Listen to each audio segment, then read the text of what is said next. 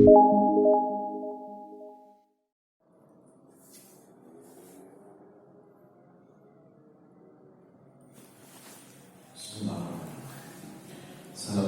warahmatullahi wabarakatuh.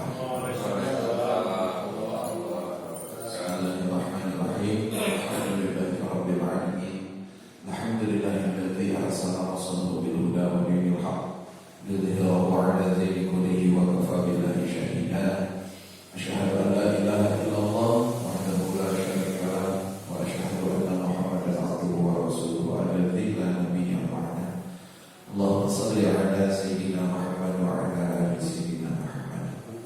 Amma ba'du fa ya ibadallah, usikum wa nafsi bi taqwallah wa fazal muttaqin. Alhamdulillah, segala puji marilah kita panjatkan kehadirat Allah Subhanahu wa taala yang senantiasa memberikan karunia rahmat dan nikmatnya kepada kita, yang mana alhamdulillah segala kenikmatan yang telah Allah berikan sampai detik ini mudah-mudahan oleh Allah ditambah-tambah di hari kemudian, dan mudah-mudahan kita dimasukkan ke dalam kelompok golongan hamba-hamba Allah yang senantiasa bersyukur atas segala nikmat yang telah Allah berikan. Amin.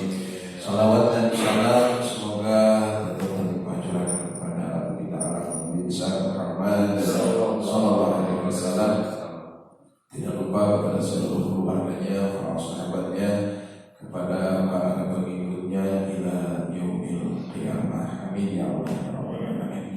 Hadirin hadirat rahimakumullah, sebelum kita memulai, marilah kita berdoa dulu, memohon kepada Allah khusus pada saat ini kita terus dirundung oleh beberapa musibah dari mulai pandemi corona yang belum berakhir sampai hari ini, juga ditambah dengan sebagian daripada ulama-ulama kita pun mendapatkan kekerasan, mendapatkan tindakan yang Masya Allah. Kita sebagai umat Islam dipancing dan tidak boleh terpancing.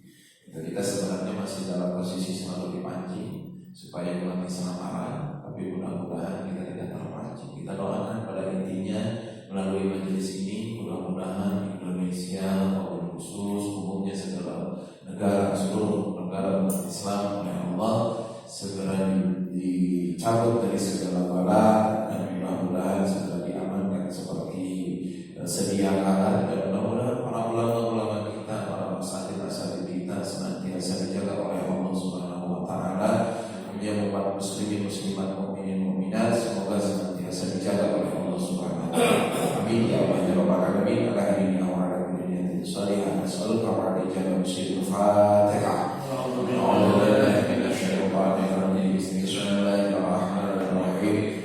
Alhamdulillahi rabbil alamin. Ar-Rahmanir Rahim. Maliki yaumiddin.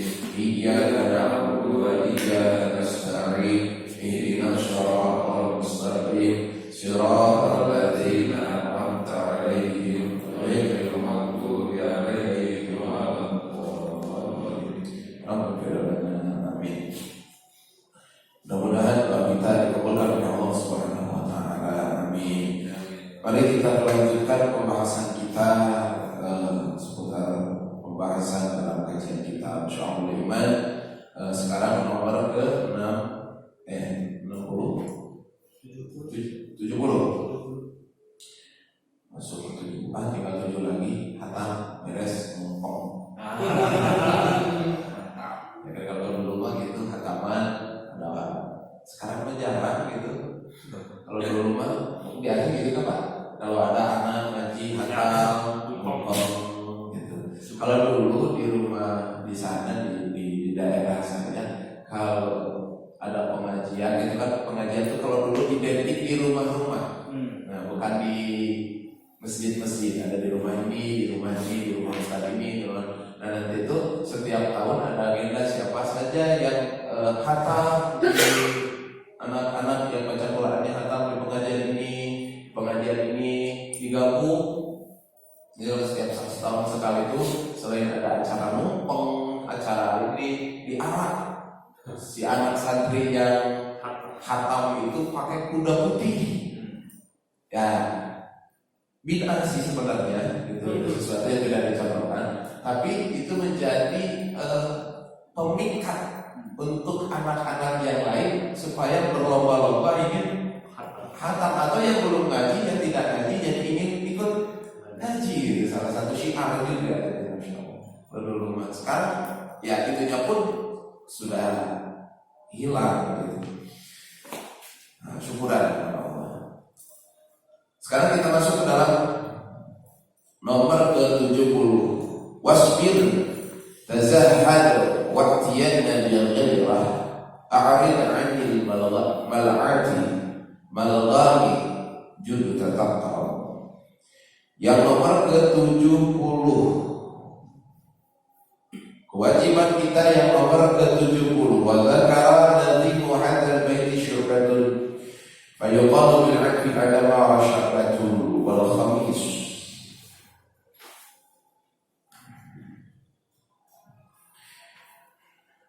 Wasubatus sa'at tasi'una asabu 'ala ta'ati hatta yu'adiha 'ala musibah. Yang nomor ke-70, kewajiban kita adalah sabar. Sabar. Wasta'inu bis-sabri was-sabar. Ini kata sabar. Jadi yang nomor ke-70, kewajiban kita adalah sabar. Sabar itu apa yang disebut sabar? Yang disebut sabar, sabar. Dari kata sabar. Sabar apa?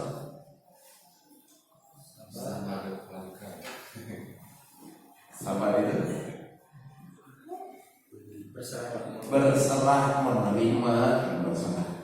menerima segala ketentuan yang telah Allah berikan kepada kita, baik yang sifatnya mengenakan atau tidak. Karena takdir itu ada dua menurut nisbat manusia, khairihi wa syarrihi. Takdir itu ada dua, ada takdir yang baik, ada takdir yang buruk. Nah, takdir baik dan buruk ini menurut pandangan manusia, karena hakikatnya adalah kedua-duanya tidak ada yang jelek, kedua-duanya baik. Takdir dari Allah seluruhnya baik, tapi kejadian itu yang menimpa kepada diri kita, nisbat untuk manusia yang mengakibatkan menjadi dua kelompok. Kalau takdir kehilangan uang, baik buruk. Buruk menurut siapa? Manusia menurut kita, menurut hawa nafsu, karena ada seolah-olah seperti yang hilang di diri kita, padahal mungkin saja dengan hilangnya uang itu sebenarnya hakikatnya ada hikmah yang terkandung, dan setiap hikmah mustahil jelek. Hikmah itu pasti baik. Setiap kejadian apapun yang menimpa kepada diri kita itu pasti hakikatnya adalah takdir yang baik. Hatta kematian pun hakikatnya adalah takdir yang baik. Oh, saya mati, saya meninggal di saat ini takdir jelek bagi saya. Belum tentu. Mungkin saja dan tidak menutup kemungkinan andai kata tidak mati pada saat itu dan umurnya dipanjangkan, malah maksiatnya semakin merajalela. Tidak menutup kemungkinan seperti itu. Maka suka ada istilah begini biasanya kalau ada di penutupan mubalik, sedang ceramah, penutupannya sudah ada bahasa begini: yang benarnya dari Allah, yang salahnya keluar dari kebodohan diri atau lisan sendiri. Nah, itu bukan dalam keyakinan, itu hanya sebatas adab, jangan dijadikan keyakinan. Karena andai kata dijadikan keyakinan, maka ini menjadi sesuatu yang fatal. Apa yang fatalnya?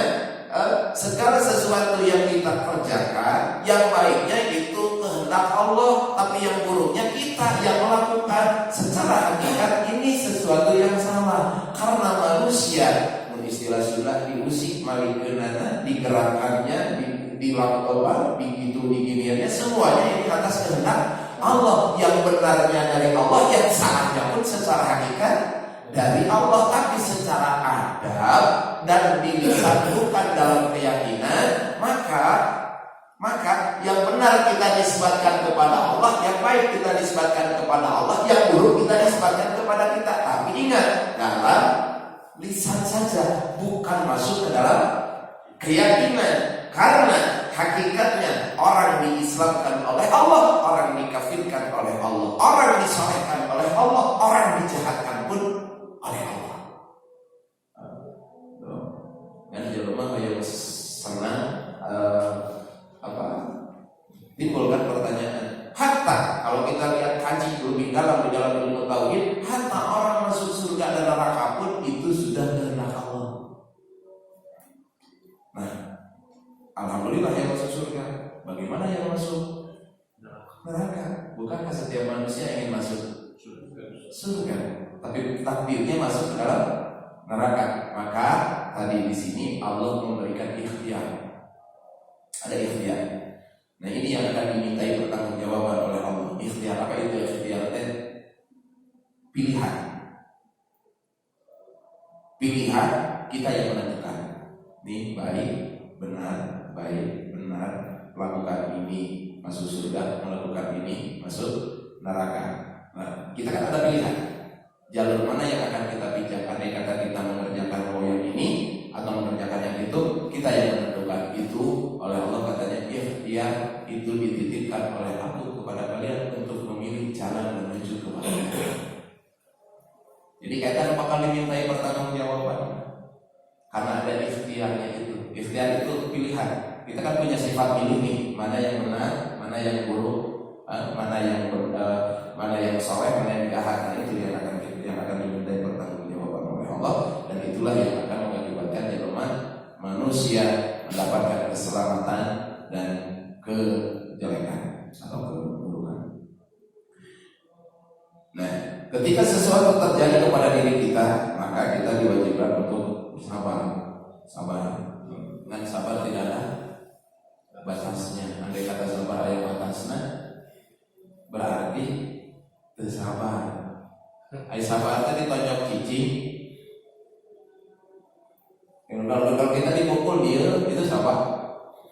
Bukan sabar, bukan seperti itu. Andai kata kita ingin menegakkan yang hak itu harus dengan adanya kontak badan, kontak fisik, maka ya lakukanlah itu pun sabar. Andai kata ada kaitannya ketika dipukul, kita itu tidak boleh melawan, itulah yang disebut sabar. Kenapa Rasulullah mengajarkan kepada kita jihad?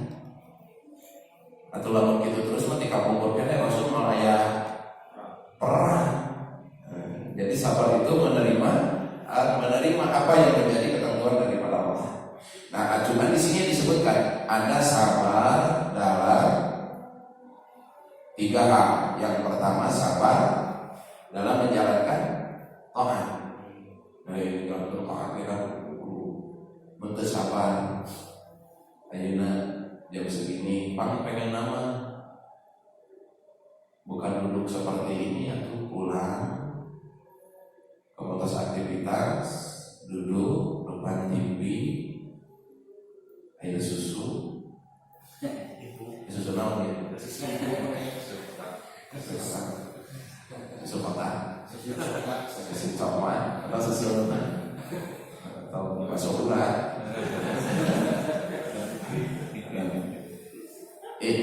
Punten dia mah nyeleweng sedikitnya, punten, tapi itu fatal nih, fatal. Saya lihat satu ustaz di TV ini lagi pagi subuh nerangi, ada yang bertanya, Pak Ustaz, bagaimana kalau seorang suami, punten ini bahasanya agak vulgar, tapi didikit jadi sensor, berarti ini tidak vulgar, tidak masuk ke KPI.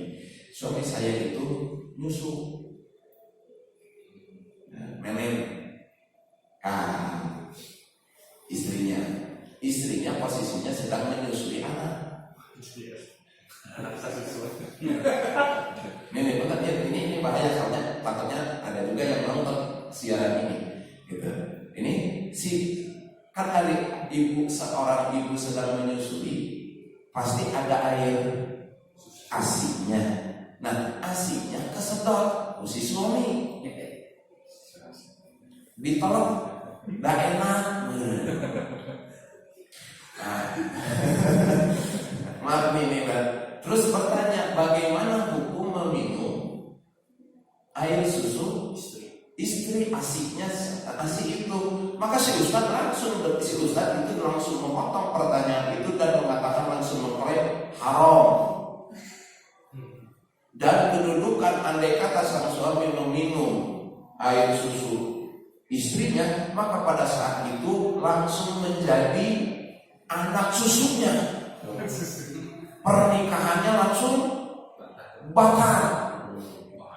Ya bahaya gitu. Pak Maning dipastikan kita semua. Dari kekayaan. Bahayanya. Masalah ini pernah tapi tak mau. Ini bahaya ini. Ini ditontonnya di TV nasional lagi. Alhamdulillah. Ya meskipun sudah terkenal, sudah masuk TV, hari sesat menyesatkan, iblis. Itu bicara langsung seperti itu, masya Allah. Ingat ya, yang langsung menjadi anak susu, andai kata anaknya belum umur 2 tahun, kecuali suaminya belum 2 tahun. kecuali. Gitu. Jadi andai kata si anak menyusu, umurnya belum 2 tahun, benar 2 tahunnya Hijriah, jangan 2 tahun Masehi. 2 tahun Hijriah dengan Masehi ada perbedaan karena setahunnya itu beda 11 hari. Jadi kalau di Masehi baru 2 tahun, kalau di Hijriah itu sudah lebih. Maka 2 tahunnya itu 2 tahun Hijriah. Jadi andai kata seorang anak menyusu kepada siapapun, baik ibunya maupun bukan, maka si anak tersebut langsung menjadi anak susunya. Tapi dengan tadi kaidah bila anak umurnya belum 2 tahun. Terus kalau misalnya sedot sama tenang tidak apa-apa. Satu kali anaknya misalnya 1 kali sampai 3 kali dinyol. 3 kali dinyol tadi gitu. Gitu dari meskipun si puting susunya tidak terlepas dari mulutnya, tapi si pilu dinyol. Atau begini, ayeuna sekenyol dinten besok, sekenyol deui dinten besokna, sekenyol deui langsung jadi susu. Jadi bukan satu dinyolan teh pas di waktu yang sama. Seperti zaman Rasulullah SAW, ibu susunya Rasul kan ada 2, hiji siapa? Itu yang kedua, yang pertama sahabat, ibunya Rasul itu tuh. Suwaibah yang di akhir hayatnya beliau disiksa oleh Abu Jahal. Karena Abu Jahal kembali memanggil lagi Suwaibah, dan karena kebencian kepada Rasul dilampiaskan kepada Suwaibah, karena Suwaibah masuk ke dalam kategori ibu susunya yang termasuk dan salah satu daripada itu disiksa dulu di akhirnya. Berarti kalau jadi saudara si susu berarti jadi mahram. Iya, jadi kakak aja, ada saudara mau kakak, mau adik, mau ibu, jadi pokoknya jadi saudara disebut saudara sesusu. Berarti bahaya kalau misalkan ada yang donor ASI kan ya, harus benar-benar. Oh iya, apa donor ASI? Yang track ya. Lihat dulu, mau donor ASI ke siapa? Tahu nanti catat alamatnya, catat anaknya, catat ini itunya. Kenapa? Khawatir nanti sudah kita harus baca kaki. Ya, kita harus memberitahu kepada anak kita bahwa ini saudara kamu. Khawatir nanti sudah gede, papangi sini bobo. Ini yang khawatir. Ini harap ya sekarang. Oh iya, nikah pasar, nikah rusak itu sama dengan adik nikah ke kakak nikah ke adik gitu. Atau ada seorang ibu muda disusuan kok anak kurang, bejaan, bisi geus gede bohong, tapi lawet orang seperti itu. Ya kejadiannya seperti sang Durian, gitu kan? Ya itu meskipun legenda tapi ya jadikan contoh gitu. Andai kata seperti itu pun sama. Tapi kalau nggak tahu, berarti yang dosa misalkan sih ibunya nggak sempat ngasih tahu yang dosa ibunya. Iya. Tapi anaknya pernikahannya gimana? Ya rusak tetap. Oh tetap rusak. Tetap rusak. Karena nikah cuma nanti ada yang bertanggung jawab. Nah, bertanggung jawab terhadap pernikahan itu.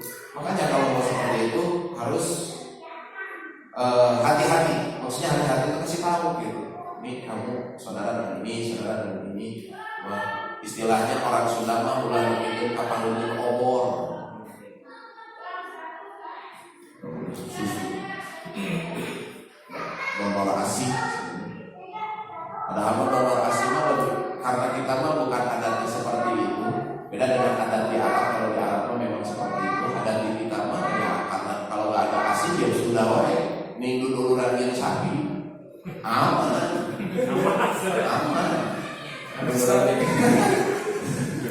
Ya kan orang tinggal susu sapi gitu langsung mahal bener sapi.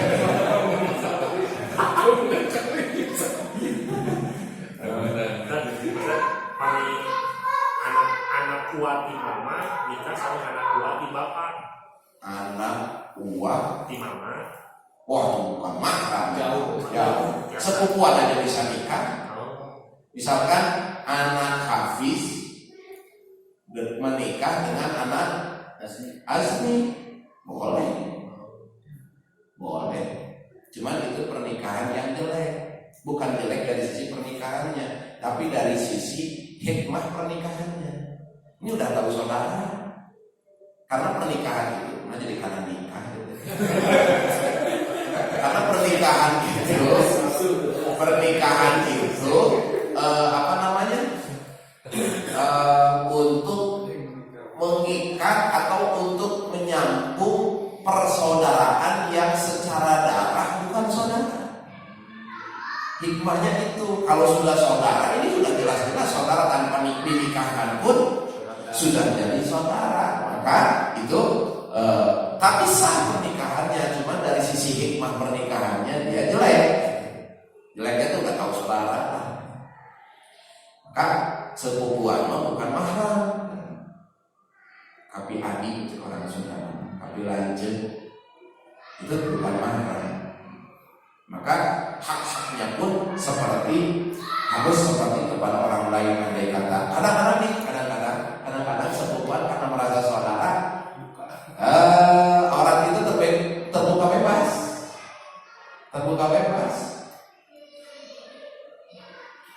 Kadang-kadang gitu. Jadi seperti itu ngomong anak uang bapak ibu. Nah di saya ini punya saudara Pak. Ada saudara adik dan kakak. Ini posisinya adik kakak. Nah, menikah kepada keluarga yang sama. Jadi ini saudara saya laki-laki, ini keluarganya perempuan. Nah, tapi ngilang pernikahan anak. Kakaknya nikah ke adiknya nikah ke kakaknya. Ya budak kali. Kapel-kapel bisa nyebut emak, kapel-kapel bisa nyebut uang. Gimana kebutuhan? Kakaknya nikah ke adiknya, ini adiknya nikah ke kakaknya. Ini begitu anaknya bingung kan? Tapi benar apa? Oke, hebat jadi bingung.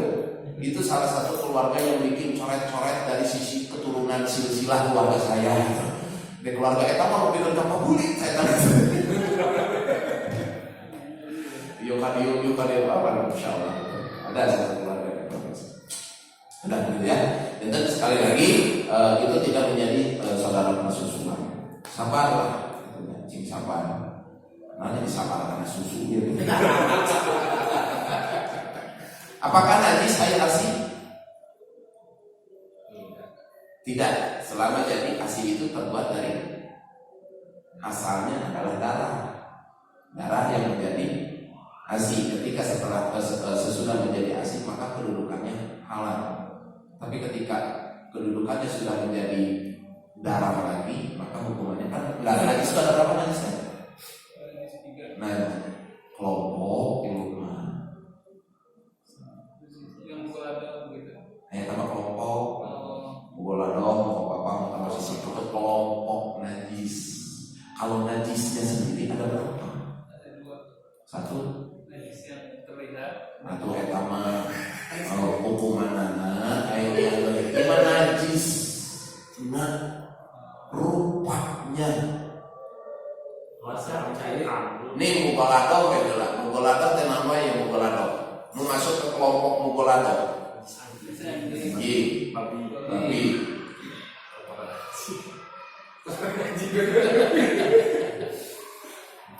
Nanti anjing, babi, anak anjing, anak babi, turunan anjing, turunan babi.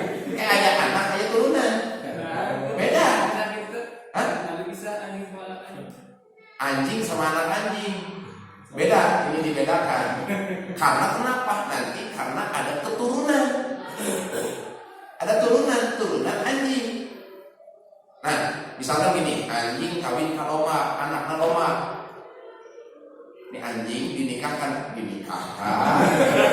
dikawinkan ke domba, terus anaknya domba. Maka domba ini hukumannya mugolado. Tidak sah dipakai kurban, tidak sah dipakai akikah, dipegangnya ketika salah satunya basah menjadikan kita najis mugolado. Ini turunan. Kalau dulu ada kisah kita Sangkuriang. Kasih Sangkuriang kan bapaknya situ mah. Maka andai kata ada orang seperti ini, andai kata ada orang yang seperti ini, maka kedudukannya ketika kita salaman harus kering pada kering. Kalau kita bersentuhan harus kering sama kering. Andai kata mau basah harus di dalam kolam renang yang jumlah airnya lebih dari 20. Boleh pas salaman. Misalkan begini ya, ini ada anjing, isi anjing ini, masuk ke kolam, butuh pertolongan supaya kita tidak terkena najis mugoladohnya, maka megang anjingnya di dalam air. Ya di dalam air.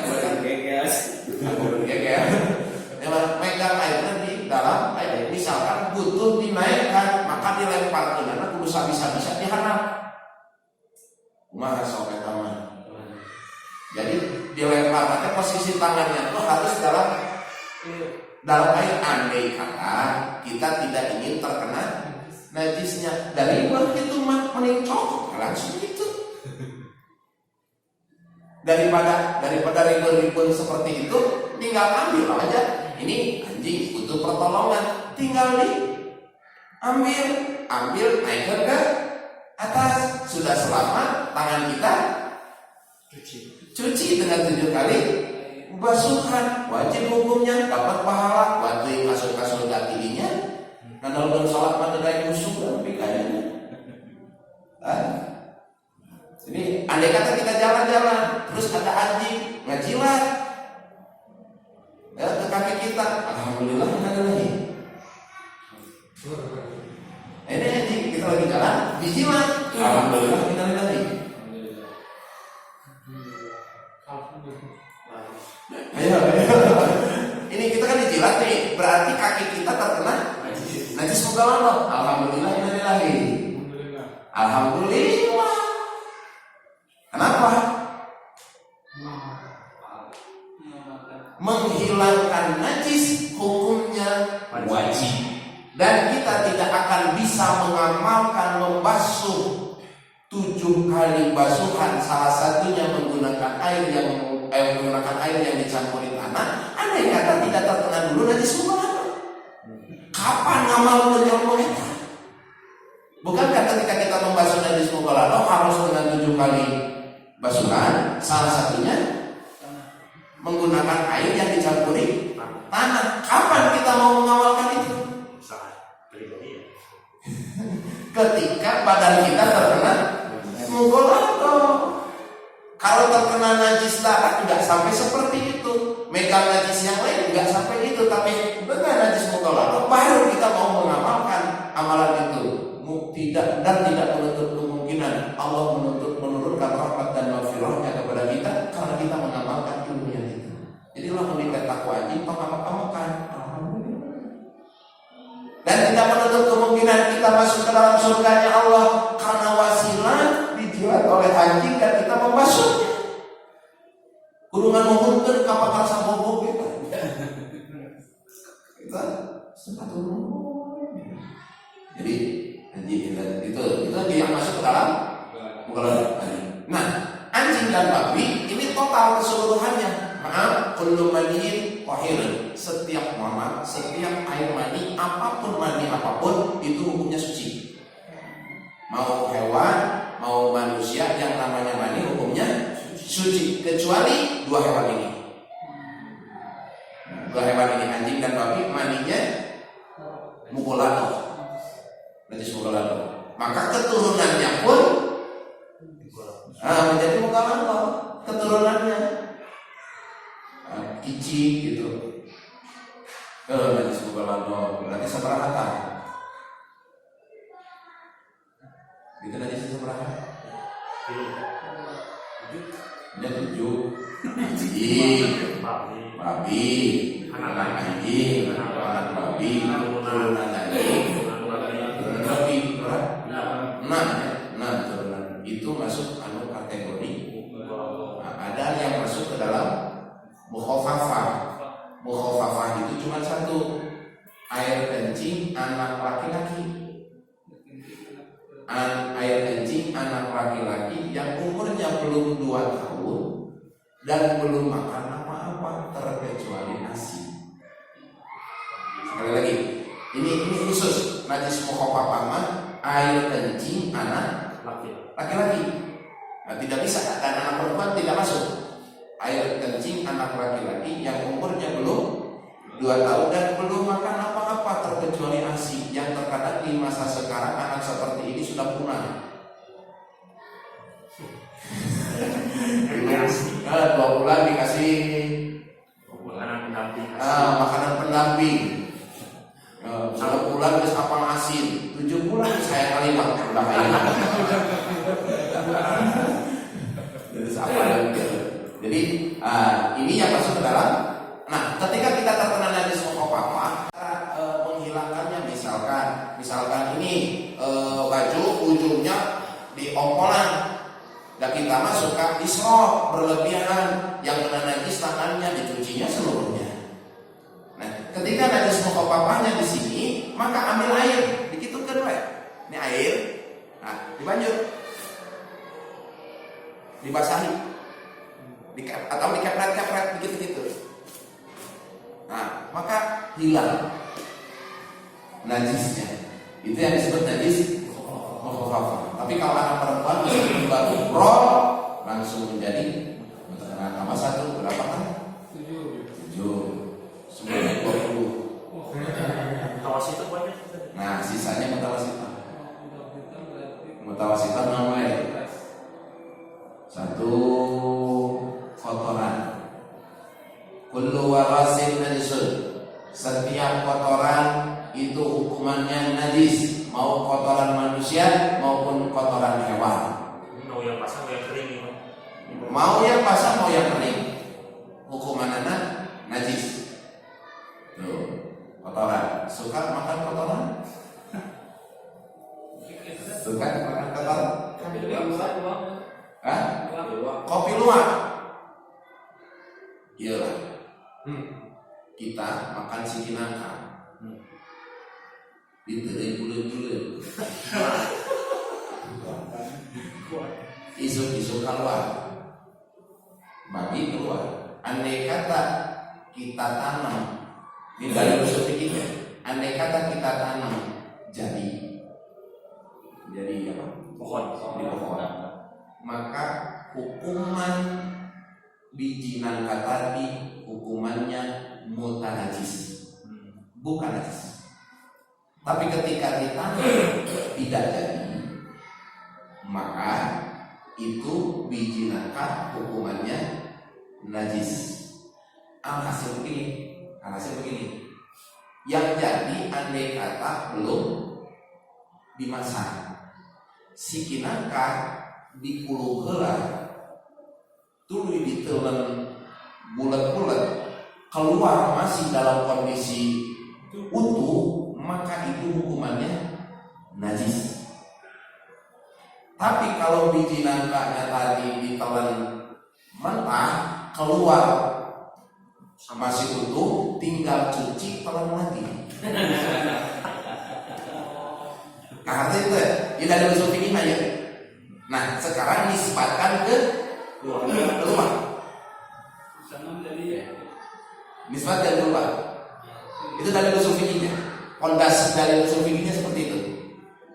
Nah air luwak memakannya sudah matang atau mentah? Mentah keluar utuh. Tinggal bijinya, karena yang bijinya tidak dicerna, yang dicerna hanya kulitnya saja. Maka kedudukan itu kopi hukumannya seperti nangka tadi, tinggal dicuci, maka kembali suci. Hukuman anak bukan najis. Jadi dicuci, karena kan sudah masuk. Ini secara hukum fikih. Alhasil kopi luwak hukumannya halal diminum ketika dicuci terlebih dahulu. Ini secara hukum fikih. Secara hukum fikih, maka kopi luwak hukumannya halal. Andai kata dicuci dulu. Andai kata tidak dicuci berarti masih hukuman najis. Najis nanti hukum makannya sama dengan najis. Ini secara hukum fikih. Tapi secara hukum ihsan, saya lebih memilih untuk tidak meminumnya. Jadi secara hukum fikih, secara hukum fikih halal. Andai kata dicuci, yang tadinya mutan najis dicuci bisa kembali menjadi cuci. Tapi dalam hukum ihsan ini saya pribadi untuk tidak meminumnya. Kenapa? Karena sang biji kopi tadi sudah masuk ke dalam tubuh luwak. Maka begitu keluar, ini biji sudah membawa sifat-sifat luwak. Diminum kurang, kabarokan orang yang keluar.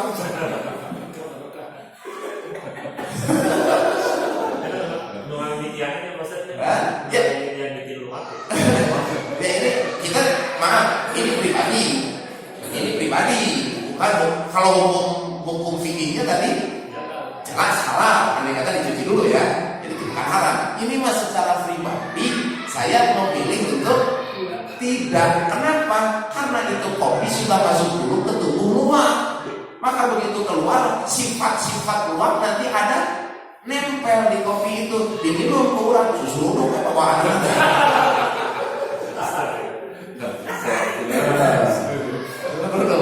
kau tinggal yang hanyir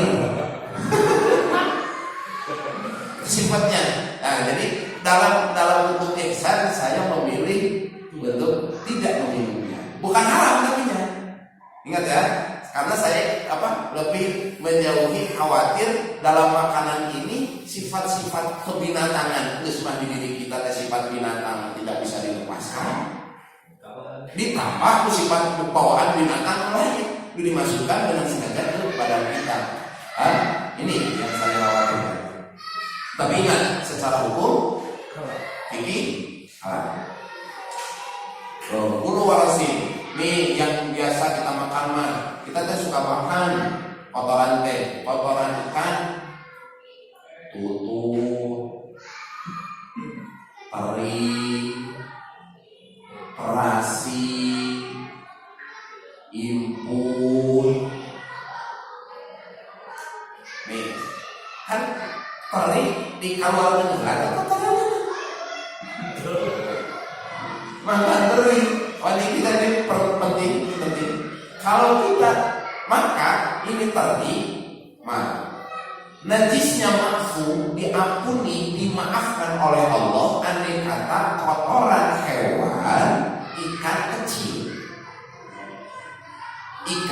kecil, maka kotorannya dimaafkan ketika dimakan dengan sengaja oleh kita. Nah, tadi ikannya harus kecil. Nah, kata kecil ini para ulama berbeda pendapat.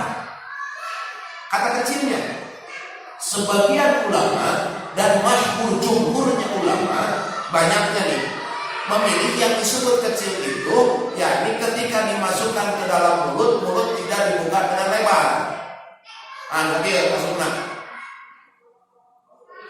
Nonoe, teri, impun, nonoe lah, gitu. Lutut, apapun ikan yang masuk ke dalam mulut kita, mulutnya tidak dibuka dengan lebar. Ya, menjenak. Ausataha. Ya.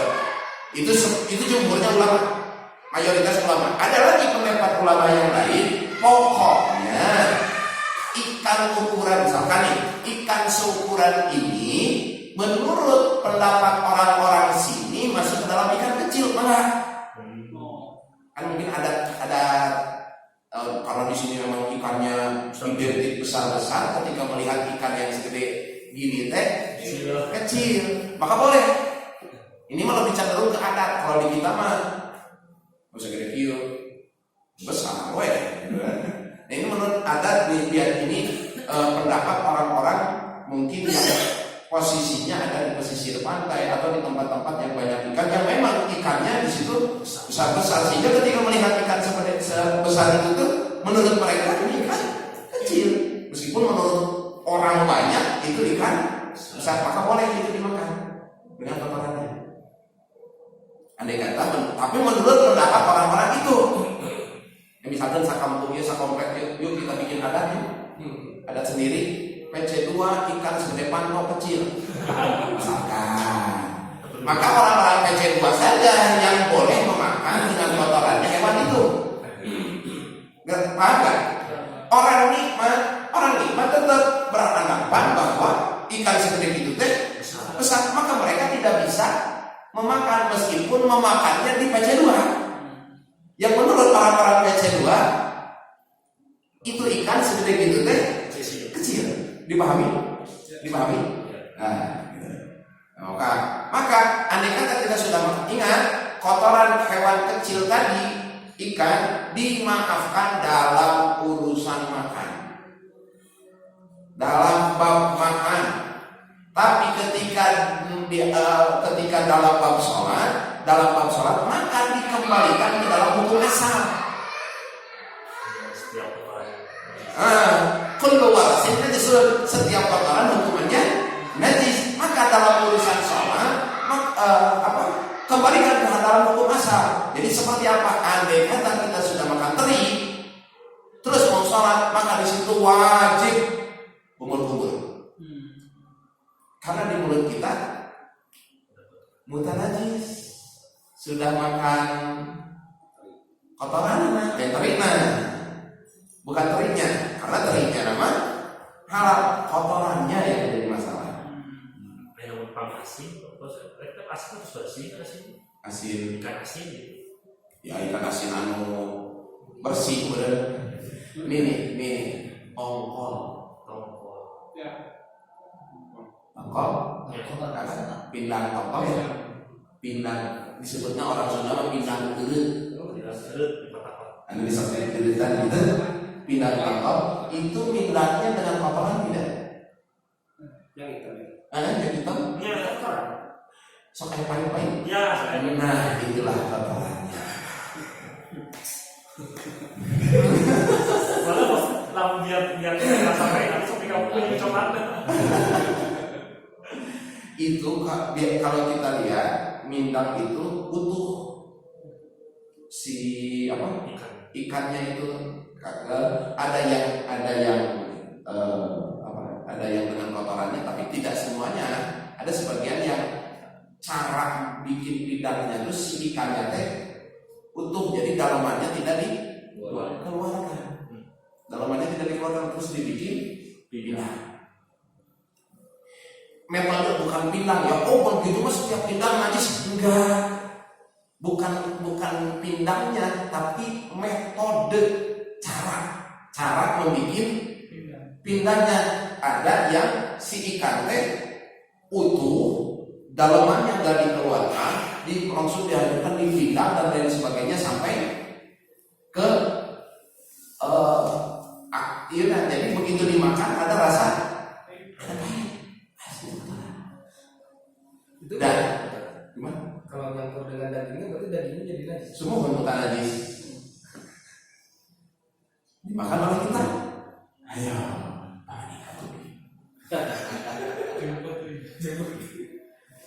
nah, para ulama memberikan solusi.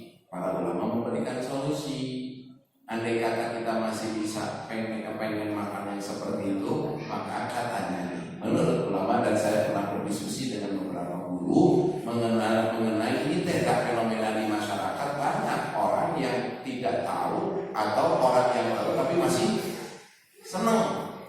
Termasuk pribadi saya, sebenarnya saya juga senang karena enak ya, karena enak.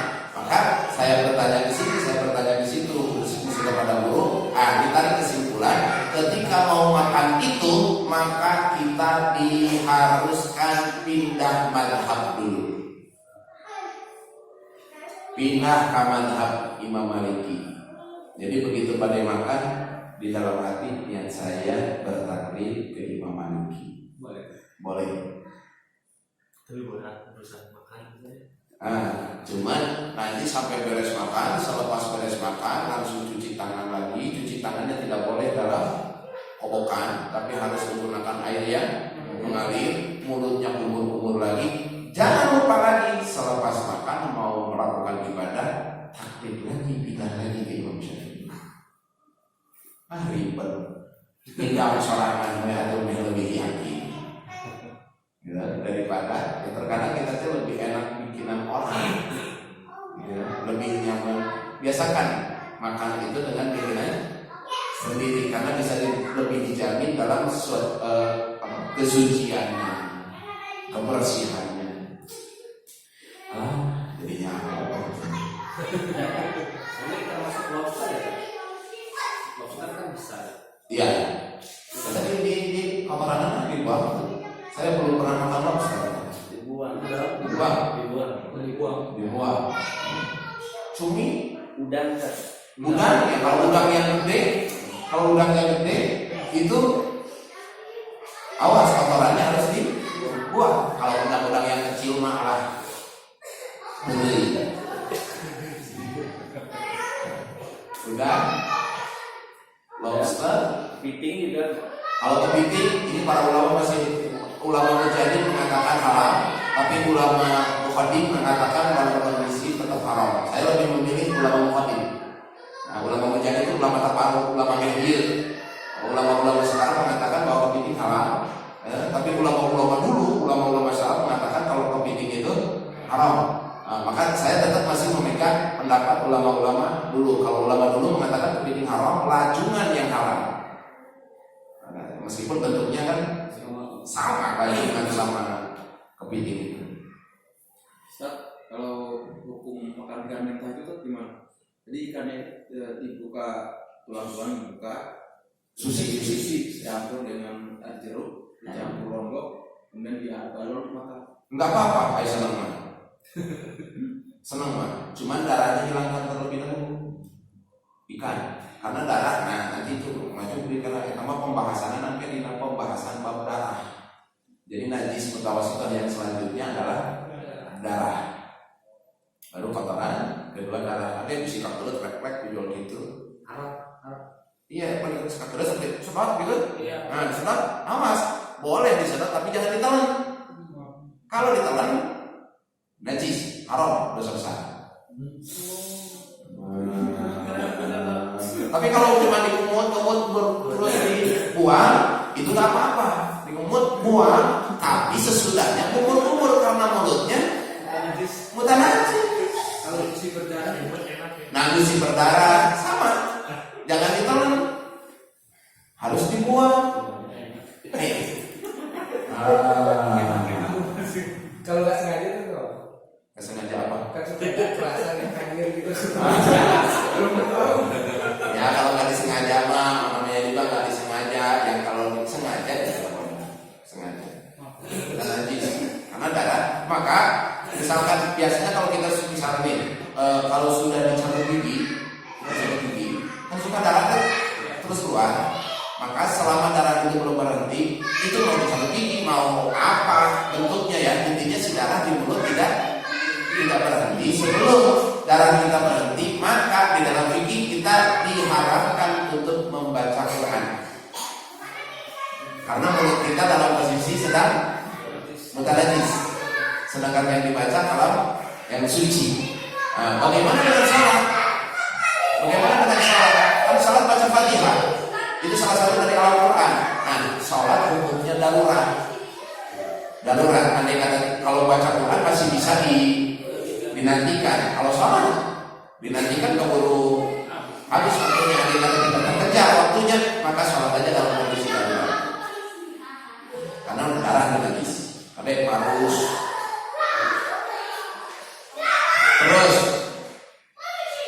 nih, darah itu termasuk di hewan itu ada berkata dua yang dihalalkan untuk dimakan. Hewan yang seperti ini berapa? 7-15 sedikit ya. Hewan itu yang dihalalkan untuk kita makan terbagi dua. Satu hewan berkaki 4, satu hewan berkaki 2. Hewan berkaki 2, hewan yang di dalam dagingnya tidak mengalir darah merah. Beda dengan hewan berkaki 4. Hewan berkaki 4 dalam dagingnya mengalir darah merah. Sehingga perbedaannya, hewan berkaki 2 dagingnya warnanya putih, hewan berkaki 4 dagingnya berwarna merah.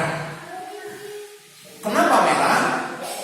Karena di dalamnya ada darah. Andai kata darah yang sudah dihilangkan, maka warnanya menjadi pucat. Kita tidak membahas hewan yang berkaki 2. Ini hewan yang berkaki 2, tapi membahas hewan yang berkaki 4.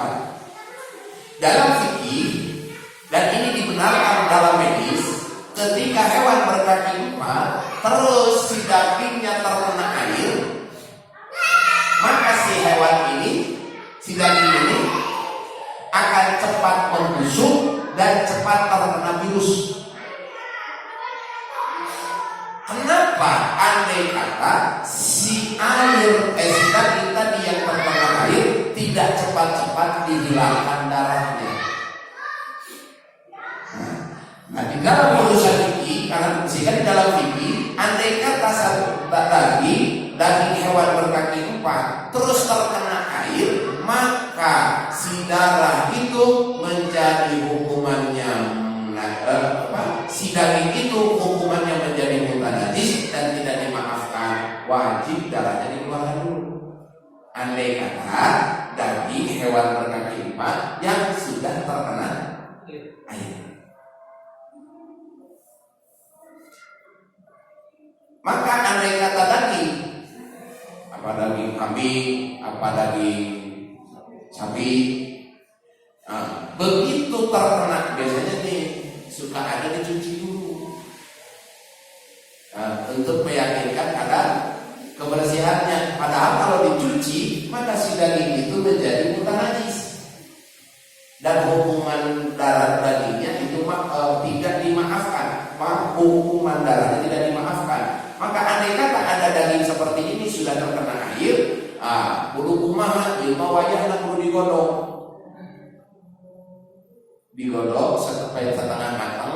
Setelah dagingnya si darahnya naik, kan jadi warna teh pucat si dagingnya tuh, maka buang airnya, dicuci, hilangkan najisnya. Karena si dagingnya mutanajis, maka cuci dengan air yang mengalir. Setelah itu baru diolah. Andai kata daging dicuci dengan air mengalir, langsung diolah, maka si daging itu hukumannya mutanajis. Begitu dimakan, haram hukumannya. Alah, Pak Madi masuk itu. Tukang sate apa? Tukang sate. Ya Allah. Tapi kalau dikitu heula, dibikin sate tidak bisa. Sate itu harus tanpa sidak. Jadi nikmatnya sate itu kan karena ada darahnya. Si dagingnya itu masih berupa warna merah. Maka kalau dibikin sate jangan dicuci. Harus dalam kondisi si dagingnya begitu disembelih langsung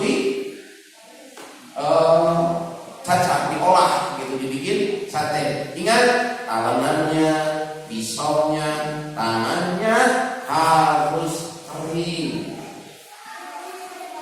Tidak boleh basah, karena andai kata tangan kering, talenan kering, pisaunya basah yang dipakai untuk janggelan, maka si daging yang kena irisan pisau itu hukuman darahnya menjadi ghair ma'fu anhu, tidak dimaafkan, wajib dikeluarkan sebelum diolah karena sudah terkena air. Air yang mana? Air yang nempel di pisau.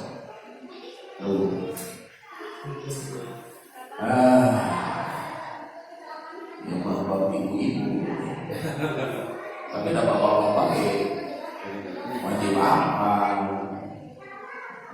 Jadi cara mengolah Islam, sempurnanya Islam itu sampai di situ. Sempurnanya Islam itu sampai bab makan saja diatur. Sampai bab sekecil apapun dalam Islam itu diatur. Padahal andai kata ingin kita selamat, sudah tidak perlu berpikir lagi. Sebenarnya andai kata kita ingin selamat dan diselamatkan oleh Allah, hakikatnya kita sudah tidak perlu berpikir lagi. Tinggal apa? Ikuti apa yang diperintahkan oleh Allah dan Rasulnya. Selamat. Dan kadang-kadang terjadi selamat itu sama menang bawa anak ke. Nah hanya dulu itu, nah hanya dulu dia, nah ini. Dalam tinggal keturunan. Allah memerintahkan seperti ini, sami'na wa ata'na. Allah melarang ini, sami'na wa ata'na. Selamat. Tuh, dua darah termasuk tadi daging ikan. Kalau ikan mah ketika mau dimakan mentah, maka harus dipastikan darahnya hilang dulu. Eta mah orang mana mau makan gitu kan? Kita mana tergantung selera katanya. Pribadi saya mah angin kene gurame bakar we. Ya gitu. Daripada eta gitu makan yang apa itu?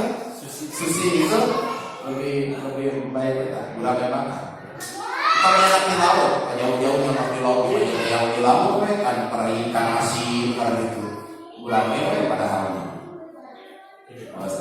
Nah, dua jadi ya. Satu ini mas berapa tadi berarti? 8. 6. Darah. 9. Tadi tahu sih tadi? Kencing, Kotoran.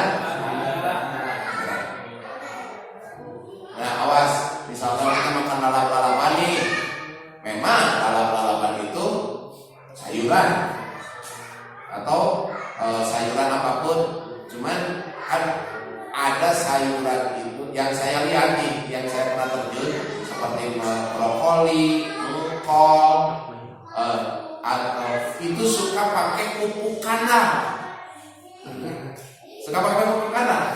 emang ininya suci nih. Suci, tapi jadi intinya mah dia jangan dilihat. Islam itu mengajarkan bersih.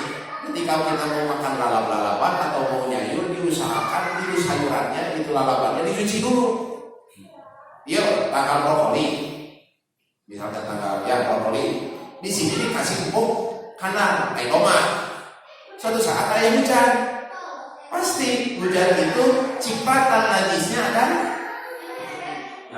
nyampe sampai ke pohon eta makan tong pegang kali ponteng kan di cuci heula jol dimakan cuci terus apalagi di zaman ayeuna udah Islam bukan aya corona hukum kita cuci cuci ini dicuci tuh kita yang dimasuk ke dalam najis terus sobat itu dari najis sampai lain udah bisa dalam udah bahas sobat terhadap juga ini Ya. ini sobat terhadap ini salah satu adalah anak kepada Allah ini marus Darah itu darah marus dulu mah sering orang yang makan marus tapi dalam sekarang iya minum iya ada apa darah kobra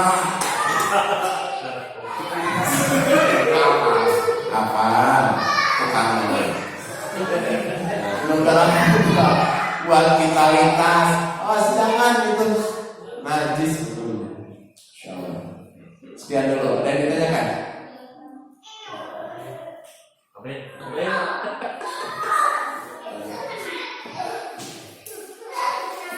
Yang itu proses di daerah Sumbawa ada ikan kan gitu ya, suka ada toilet umum gitu.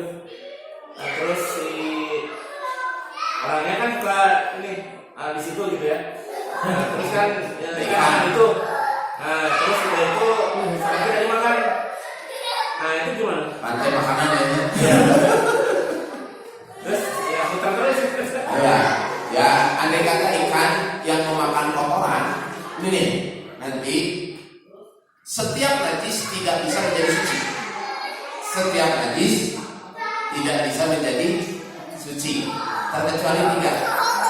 Satu, arak yang menjadi cuka, kulit bangkai yang disamak, kulit bangkai yang disamak. Yang ketiga, setiap perkara yang dari perkara yang najis. Setiap perkara yang muncul dari perkara yang najis, maka ini menjadi suci. Seperti yang tadi, kacilingan langsung utama. Ya, dok. Gulami. Awal dan lain sebagainya ketika kita melakukan buang hajat langsung dimakan, maka selama menjadi ikan suci. Tapi kalau masih berupa kapal selam tidak perlu divulgarkan lah nanti bener. Itu kan. Jadi kalau sudah dimakan ikan maka ikannya suci dimakan. Ayo resep mah.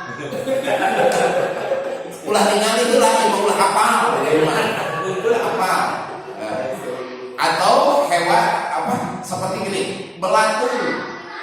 Ini kan belatung muncul dari bangkai. Ini bangkai muncul belatung, maka belatungnya suci.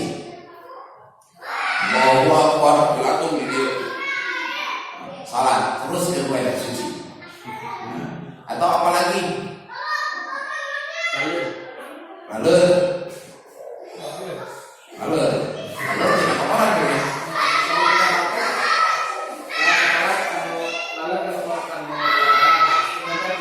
Enggak ada tempat tinggal yang terkaman. Bisi di sarung tangan mana-mana. Masker, sarung tangan, protokol kesehatan sangat ketat. Kita nggak tahu.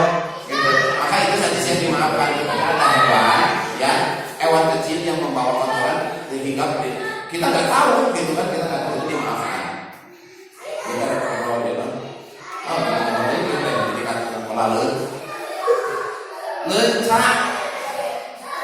lencak, pohon lencak itu ini yang liar ya, bukan yang di tanam.